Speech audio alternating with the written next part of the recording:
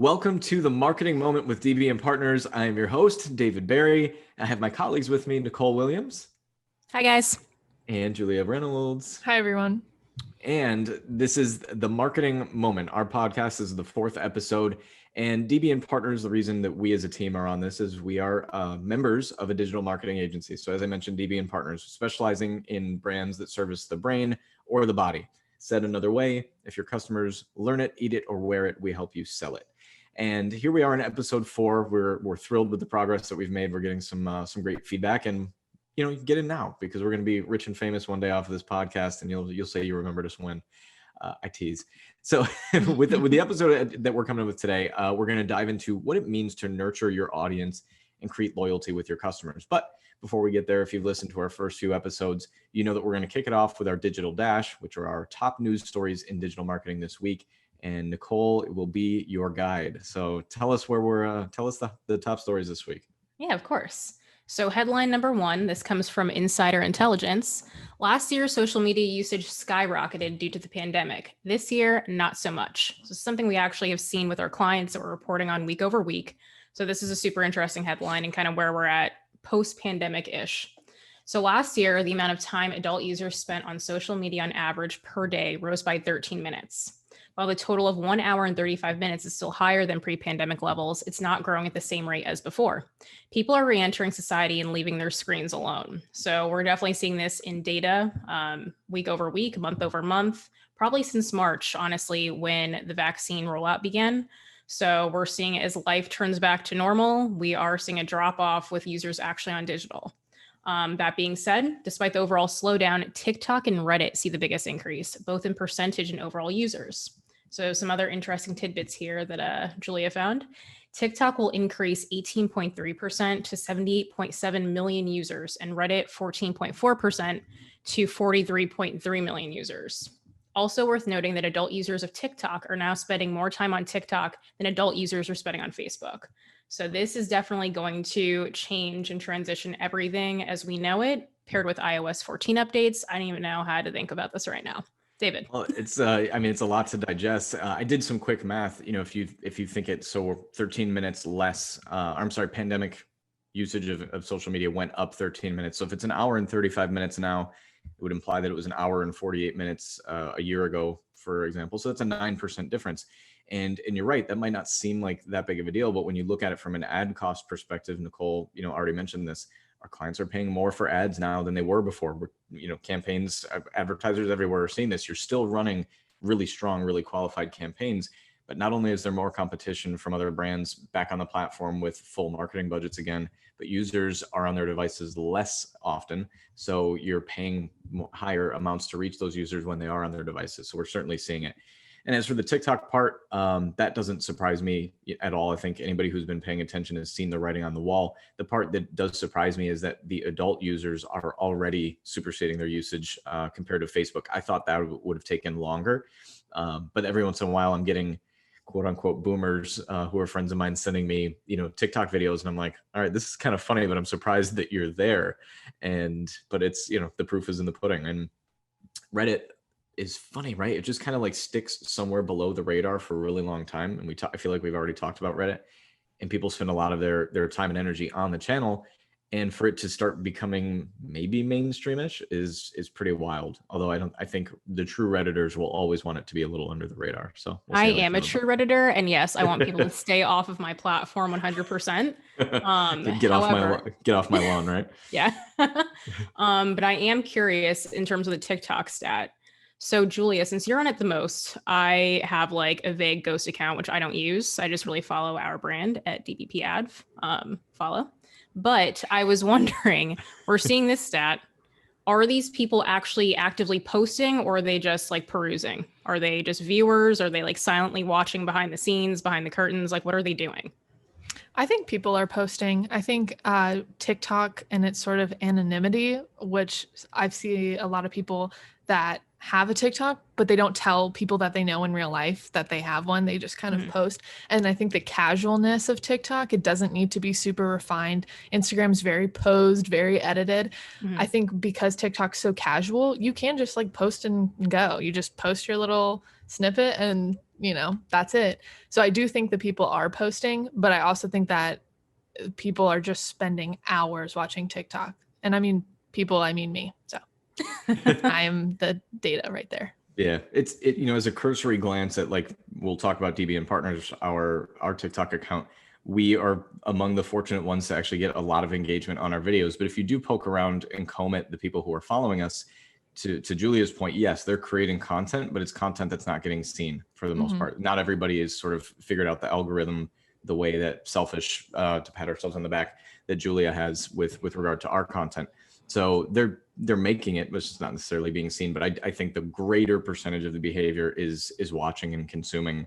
But you do see a rise in the creators, and they're having fun with it. It is a different format in that regard, where it's not strictly look at me, with the different filters, although you can do things like that. It's a lot more of what can you create, what's the idea, and how can you communicate that. So I think TikTok's here to stay, and this is only further proof of that.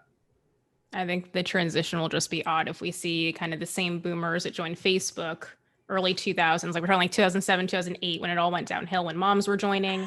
I just don't want to see them on TikTok. So Oh, man. They're there. Right. They're there. But you just Yeah. have to curate your algorithm to just not show that. Your For You page, And if you're listening, Nicole really didn't mean it. She's very deep. Sorry. Wink, wink. I kid. Headline number 2. On that note, why the end of third-party cookies is good news for marketers. I'm not sure if I agree with this headline, but we'll jump right into it. Summary. Elizabeth Brennan of Permutive writes for Ad Age and describes the changes marketers will have to make as a sunset of third-party cookies approaches. DTC brands and marketers have already been shifting to first-party data. Assisted by the pandemic, that spurred an increase in online shopping and therefore first-party data collection. So we know how we got here. Obviously, iOS 14 did not help anyone. That did no favors. But prior to that, we did have obviously a surge in ecomm, digital users, everyone transitioning to buying online instead of brick and mortar stores because we couldn't. So that being said, brands already made this slight transition. So now they need to assess what data they're collecting from customers and where there might be structural bottlenecks that prevent access to this data. So this is something that we're actually trying to figure out for our clients as we speak. Kind of what is the right bridge to get the data that we're missing from cookies right now, and all the pixel data and kind of how they track. But this writer further went on to say, when third-party cookies sunset, some 95% of the web becomes anonymous, which means that publishers and advertisers won't have a one-to-one match for each individual user. But via first-party data, publishers will continue to see and understand 100% of the users who browse their websites. Audiences will also be built directly from the source of inventory and not by third-party players. So the key takeaway being from this headline is what we're going to see is a restructuring of data collection, ideally with data privacy at the forefront, that continues to be useful for marketers. Thoughts? Yeah, we did an episode on this just a short while ago, and I don't think it's the end of advertising as we know it that so many digital nerds are fretting about, I guess. You're going to have limitations in the things that you can track, but at the same time, I think advertisers, and I'm making a generalized statement here, but became so obsessed with the ability to track everything and put a pixel on this, and so-and-so clicked on the red ad versus the blue ad 0.04 times more often than the other one. Like, Sounds like one of my reports. Yeah, exactly. But really, and I've, at the risk of repeating myself from previous episodes, I think the availability of all of this data has empowered marketers to only focus like inside the things that they can track, which forces you to ignore all of the really important things that go on that you can't necessarily track. Fine. You can't retarget people the same way as you could before. That's limiting, right? But we also knew going in that more than 90% of people who ever act on an ad in the first place never even clicked on it to begin with. So we have to get back to understanding, and this sort of will tee up something we'll talk about in our next episode too. We have to get back to understanding where our users are, what compels them, what is actually important and useful about our product, instead of just saying buy the thing because I know that you're a male 55 plus who lives in a retirement community or whatever like that and likes golf, whatever, Boca Raton. But talk to your people where they are. Trust your sales data, trust the lead quality that's coming in. Look at, the process of all the things that really still are core to any business. Learn the business like your CFO does. The attribution is always going to be useful, and you're going to want to understand the way that people use different types of media.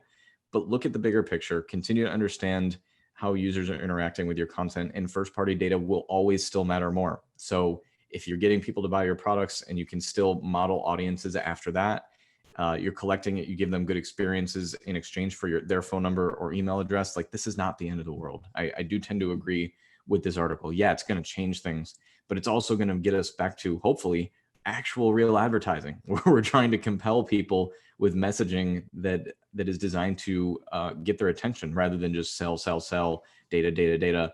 It's obnoxious, and that's a big part of the reason people don't want to pay attention to it, and that's why they're opting out. All right, that was solid, DB. I think. I don't know.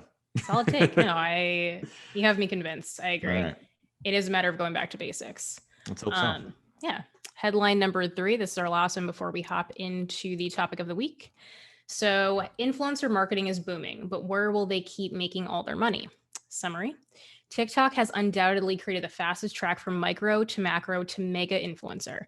Discoverability is at the forefront of the platform in a way Instagram or Facebook can't compare. Totally true. But what does this mean when it comes to existing influencers, and how will all these new influencers make money? So we have a few stats here for Maverick, which appears to be a marketing data firm. 68% of influencers in the US generate the most income through branded collaborations. 9% say affiliate marketing generates the most income for them. 7% say ads. 7% say professional services like classes, webinars, and consulting. 3% say merch, and 2% say digital marketplaces like Amazon storefront or Instagram shopping. So we had a very in-depth talk about influencers in another episode. We're not going to go down that rabbit hole again, but I am curious as to what the team's thoughts are on this subject. Yeah, this really rings true to me when I see, influencers and collaborations rising to the top 100%. And you see that brands themselves are doing collaborations too. I have mentioned this before. I love the sneaker space. Lego is doing, sneakers with I think Adidas. You see Dior doing the same thing with Air Jordans. And there's, others like Paris Saint-Germain is like a football club that's doing something with Adidas as well. Like this is only going to begin pushing further. Bad Bunny has a sneaker with Adidas. I know, right? I my ears to the streets. Crocs. Yeah, he has Crocs, as does Post Malone. Does he really? Yeah, well, they sold out like instantly. See, none of this surprises me. Are they dirty? Post Malone is a lot of things, and bathed rarely appears to be one of them. But I don't want Post Malone to hear this and then hate us. I like Post Malone. Post, we love your Crocs. If you wanted to send them to us, we're not big influencers, but we would wear them in our podcast where you don't see our feet. And you're more than welcome to join us on this wonderful podcast. Absolutely. Of ours. But yeah, I think, authenticity is what people can smell through, right? But brand collaborations start to feel real because it appears to be on the up and up, right? With affiliate links, it's always like, okay, I know you're posting this only because the link is in there, and I'm gonna, you're only posting about it in order for yourself to make a sale. Or a webinar or a class feels so cheap and chintzy, like it's overplayed at this point. Like we get it.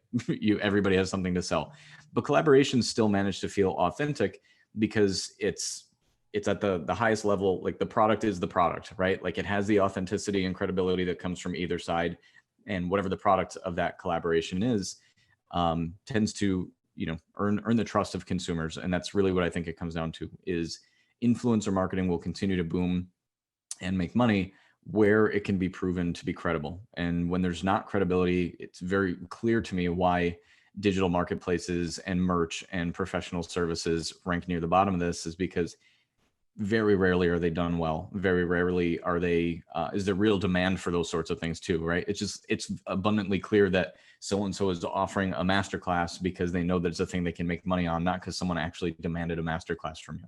So I think the collaborations tend to come across a lot more authentically when it's at the actual brand level. And I think you'll continue to see more of that because it just seems to be the one where you can most consistently get it right. Deep insights as always. That's planned. I think on that note, we can hop into our topic of the week, which is loyalty and nurture. David.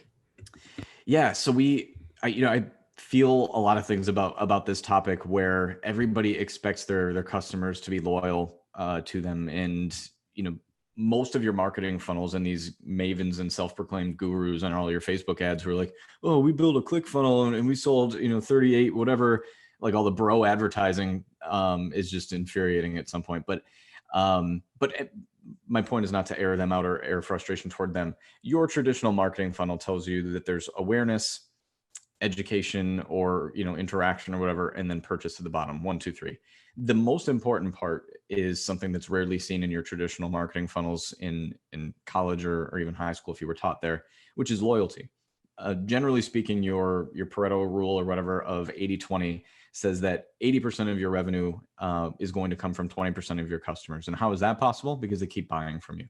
So what we did a blog post on this just a couple of weeks ago, and so I'm an adjunct professor at the University of Miami, and I did it for a brief time at FIU prior to that. It was actually where I met Julia and recruited her when she was a senior, which is a story for another day. But one of the analogies that I gave in that class, and I continue to use at that always gets a couple chuckles, but immediately is a light bulb moment, is I talk about the marriage proposal. And I always say, imagine that prior to meeting my wife, instead of asking her on a first date, I saw her on a dating app. And what I did was immediately ask her to marry me. Instead of meeting for drinks or dinner or getting to know her or sharing what I have to offer or even going on a few dates, I just said, marry me right now. You have no reason to do it anyway. And they laugh and it's funny or whatever. But then I always share that example because it's outrageous, right? Like that, it just clearly wouldn't have worked unless we were drunk in Las Vegas. But it's exactly what marketers are attempting to do on a daily basis. They're like, give us your phone number, give us your email address, like fill out this quiz form, like tell us your blood type. And it's like, I don't want to give you any of that stuff for what? I don't know who you are. I don't know what your value proposition is. I don't know what it's worth. And they act surprised when people don't convert or their repeat customers don't come back.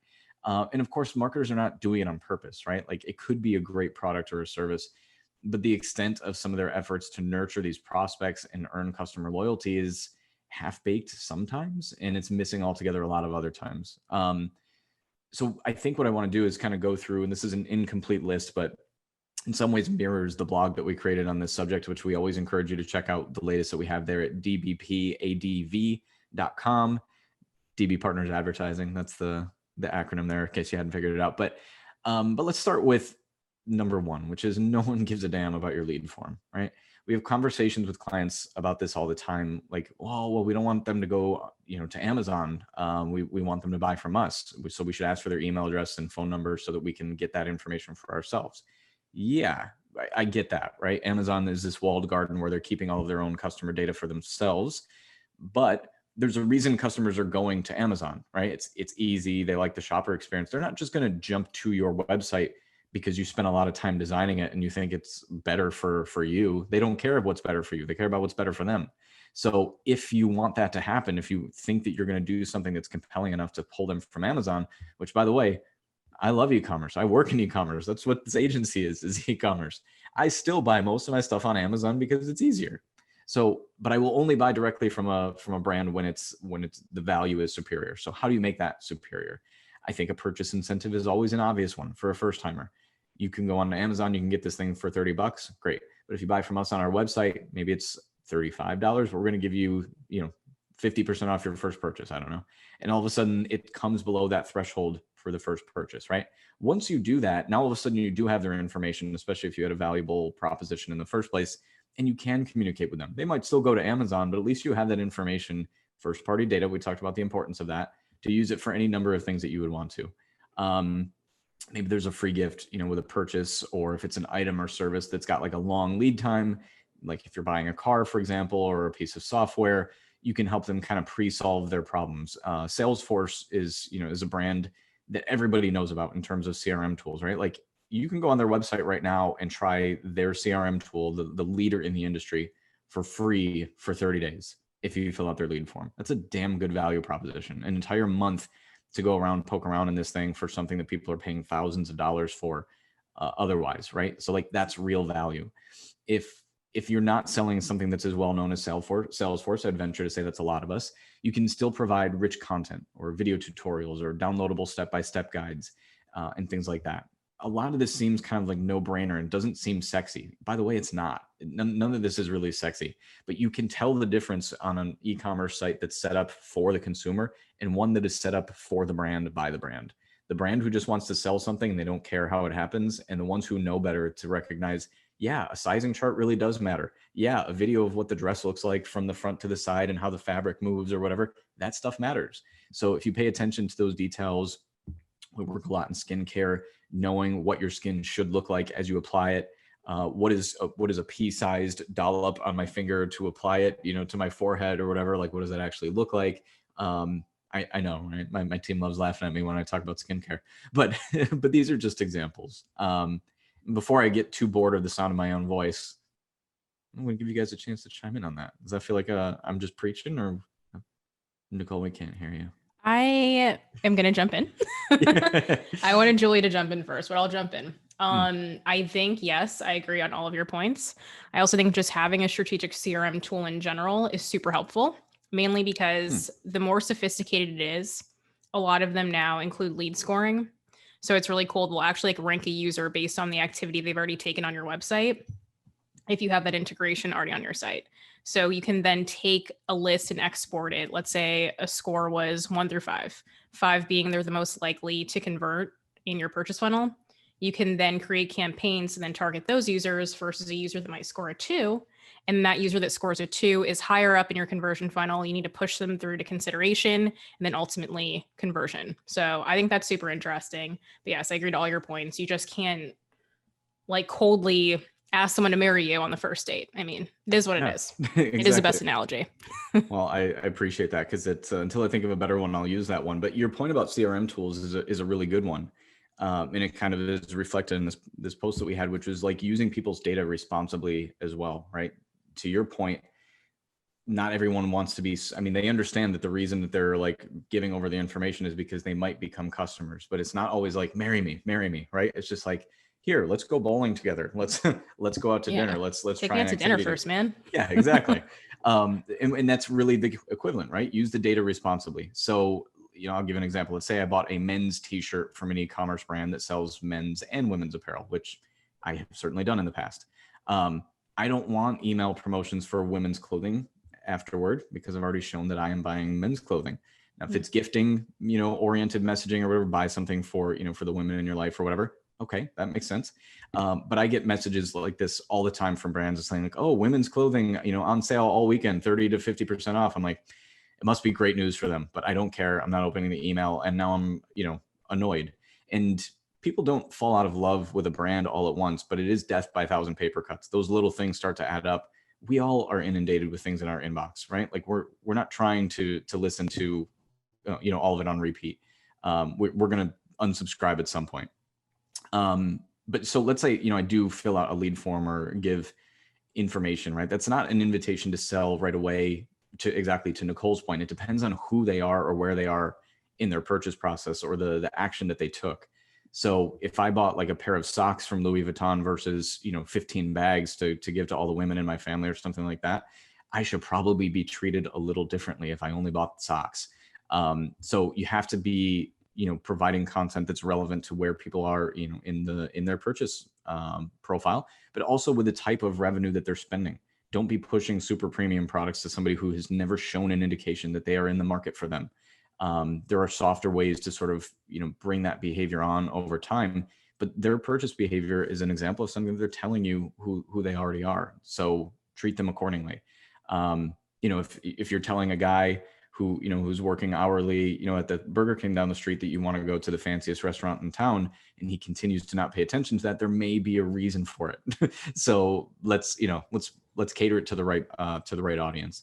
A couple of things with regard to using people's data responsibly is it gets down to this language of personalization, and people want to feel as if the email that they're opening or the text that they're opening really is for them, or even the ads that they're being served.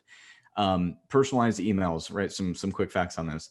6 times higher transactional rates, right? When someone sees an email that's personally for them, they're more likely to convert 6 times more often. Why? Because when they open it, it's already curated for them. Kind of a no-brainer. Segmented, targeted, personalized emails generate 58% of all revenue And this one was surprising to me. Personalized email marketing generates a median ROI of 122%. Now, retention and loyalty are not just about email, but email is a huge component of it. And we can have a whole conversation about the power of email for another day, but that's another one for data. And then, another thing that I think really matters a lot to loyalty is something, and maybe I'm doing this a little bit out of order, right? The examples I just gave are post-purchase or in the middle of purchase. But what about before the purchase, right? Make it impossibly easy for someone to reach you. We're going to keep talking about them until other brands step up and do it better or equal to them. But Amazon really nails this, right? You can't avoid a solution on the Amazon website. You have to try not to. The chat feature for them, for the world's largest e-commerce conglomerate, is incredibly easy to use. You can talk to a real person in under 2 minutes in almost every scenario. People don't want 1-800 numbers, right? Like, they're not looking for an email service that's going to take a week to reply to them. They want this instant access. They want to DM you or have a call service that'll save their spot in line. Another thing that I think Amazon does really well, especially, us as an e-com agency talking theoretically to e-com business owners or marketers, are things that, like we talk about with returns. This is something that I will never fully understand, but it tends to be, not to generalize, but a line between men and women in the way that they shop, right? And I might have given examples of this in the past, but if I buy something that's not exactly right, I'm probably stuck with it. Not because I want to use the thing, but because I'm too lazy about returning it and going through the whole process. It just feels like climbing K2. Like, I can't. I literally rationalize it. have a box of curtains sitting in my living room right now that I have not, I haven't returned it yet because There you go. I'm too far from the UPS, but they do make it really simple for you. Like, if you don't have a printer, Amazon provides everything for you to just go to the store. They give you a QR code. You're good to go. So that's good. Yep. And that's exactly the point I was going to make. I never realized that until I started like reselling some sneakers just for sport. And you're right. The QR codes are a great way. You walk into the UPS store, you show them the QR code, they scan it, and you're gone. Like, you're literally in and out of the whole store in under 30 seconds. All of these things that make it just sort of stupid easy to breeze through an experience, to either learn the brand or experience the brand, is exactly, it's past the point of being nice to have. It's mandatory. You can't be an e-com brand that's taking itself seriously if you're not attempting to offer some of these services or some of these options. It's just someone else is going to do it, Amazon probably, and they're going to do a better job of it than you. So if you're not delivering more value and in the first place, and you're not making it easy to shop with you, sorry, someone else is already doing it. And that's how I feel about that. Helping them use your product is something that we talked about. So tutorials, we do a lot with skincare brands. I think another great way to do that is to include QR codes inside your products, right? Like, if you want to learn how to, to use this thing, scan it. It's going to take you right to our YouTube channel, and you're going to figure out how to apply this serum or something like that. And then, never stop giving value, which we talked a lot about. Flomentum is a product that we work on. It's a men's brand for prostate health supplement. You might imagine that at some point it's not fun to talk to men about their prostate anymore, even if they are interested in your product. But we are now moving forward and talking to their customers from a 360-degree viewpoint, right? Talk to the whole man. Talk to him about all of the things that matter to his health. Communicate to the whole customer and not just things that you're selling. And you might be interested in what you find out. And the last thing I'm going to add to this before we put a bow on this is do what others won't. I have been blown away. I continue to talk about the sneaker industry, but they do things that others won't. And I know there's a lot of other brands out there too. My wife and I buy some specialized dog food for our dog who has a very sensitive stomach. She's 14. Chloe. Yeah, Chloe. She's 14. She's getting up there in age. But they write handwritten notes in every package of dog food that we order for her. I mean, it's incredibly thoughtful, and you're like, wow, like, they have no idea who Chloe is, right? But they've made it feel as if they cared enough to know that they would know her if she was, their dog or something like that. So personalized notes and shipping packages. Call a customer and thank them for their business.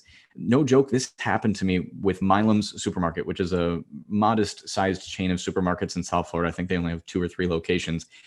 During COVID, I literally got a phone call from the CEO of the company just thanking me for shopping there. I couldn't believe it. And I go there all the time. give them early access to new product launches or exclusive content, asking them for their opinion or to join a focus group about new product ideas. Like anyone can do these things, and most of them don't cost a dime. It just requires effort, but few people are actually going to do the work. And I think if you have an opportunity to be one of them, which you do, go ahead and be one of them. That's all we have for you for today. Thank you again for listening. And don't forget to subscribe wherever you get your podcasts, whether it's on Spotify, Stitcher, or Apple Podcasts. And don't forget, we have a YouTube channel as well. If you want to see our faces with these videos, or rather with the podcast, you get the video with it. And we'll be back next week. We'll talk to you then.